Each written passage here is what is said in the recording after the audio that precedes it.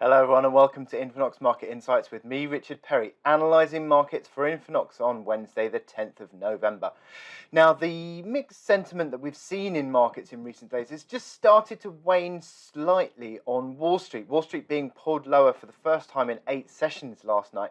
And we've seen that there are signs that potential profit taking could come in, and it's one of the themes that I'm looking out for in today's charts. But we're also looking at the potential for the dollar just to find a bit of support as well around here, because we've seen USD picking up on Forex majors, also commodities pulling gold and silver lower slightly this morning. So we're looking for a few signs of how these markets are going to be moving today. We've had some Fed speakers in the past 24 hours. They're not really changing the line that they had given through the FOMC meeting last week. It still seems as though they're on track for their taper program, and Fed's Bullard was suggesting again a couple of rate hikes next year potentially. So no real changes there yet.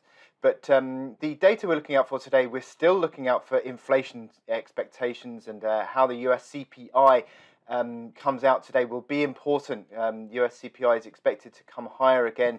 Chinese inflation jumped overnight, so it'll be interesting to see how the US inflation comes out as well. Now, the charts we're looking out for today, I'm looking at dollar yen, because dollar yen's been pulling lower as US bond yields have started to come lower. A slight tick higher early morning today, but is this another opportunity to potentially look at short positions on dollar yen? Also looking at the silver chart, big base pattern potentially, but is it going to complete? And also, finally, I'm going to be looking at those equity markets with US S&P futures, which are slightly lower, but are they going to continue lower? So let's have a look. So onto the Infinox MT5 platform, and just starting off with dollar yen, we can see that the market has been rolling over gradually in the last few weeks, and it's interesting that it's effectively completed a small top pattern below that 1325 level. Implies a correction back towards 112 big figure, which is basically this key breakout support area, 111.65 to 112 big figure. Now, you look on the 4-hour chart, it becomes a little bit more interesting, because you can see that this breakdown point has come, and we're starting to see a more corrective configuration on 4-hour RSI throughout the consolidation sideways trading range. We saw the RSI between 35-65. That's now gone below 30, so that would suggest a more corrective move coming. We've got the moving averages which are rolling over. Now, in the last sort of few hours, we've started to see a pick back higher in this chart. This is the 1-hour chart.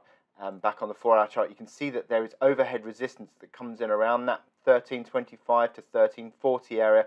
That is now overhead supply, and how the market reacts as the little unwind comes through and hits that block of resistance will be interesting. If the market then starts to fall over again, that would definitely be sell signal territory, I think.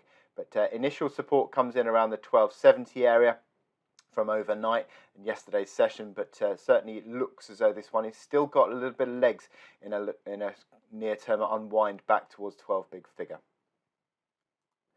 So silver chart, wow, this is a really important base pattern potentially here. Big head and shoulders, reversal, inverted head and shoulders, whatever you want to call it, base pattern potentially above 2480. Now, that comes in and we're looking out for a breakout clearly above that level, but for now, it's bumping its head up against old support, which is new resistance around the 2450 to 2480 mark. It hit that yesterday, just came back slightly, but interestingly enough, it's now started to build above 24 figure again. So this old pivot area around 2375, 24 figure is something that I find important. Holding above 50 on the RSI is important as well. So I think 24 figure, holding above that maintains the improvement potential for this breakout above 2480. Clearly that is a big level of resistance, 2450 to 2480, but still holding out potential now for this to become a big base pattern. Finally, S&P futures, wow, we've had such a strong run higher. I've drawn this uptrend in, hugged the uptrend throughout the last few sessions, but now started to fall over. This is a really sharp uptrend, so it's not a big surprise that it started to break that, but is this now starting to turn into a corrective phase, a topping pattern? Well, it's the first negative candle we've had for a good week and a half, 2 weeks. RSI was up in the mid 70s. It's now fallen over. Not yet a first basic sell signal on the RSI would be a cross back below 70. It haven't had that yet. But you look on the 4-hour chart, you've started to see the market rolling over. A couple of lower highs on the 4-hour chart, and the market is now back into resistance area around the initial breakdown, initial pivot breakdown around 46.80, around there. And if it now starts to fail around that point, you've also got the 21 period moving average on the 4-hour chart. If it starts to fall over around there, it could start to break down. 46.58 initial key support. That's definitely worth watching on the downside. If that breaks, could open the corrective move in due course.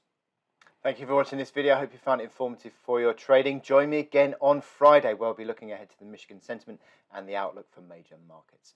So I'll leave you with the Infonox support and resistance table, and I will speak to you then. Thank you very much, and good luck in your trading, everyone.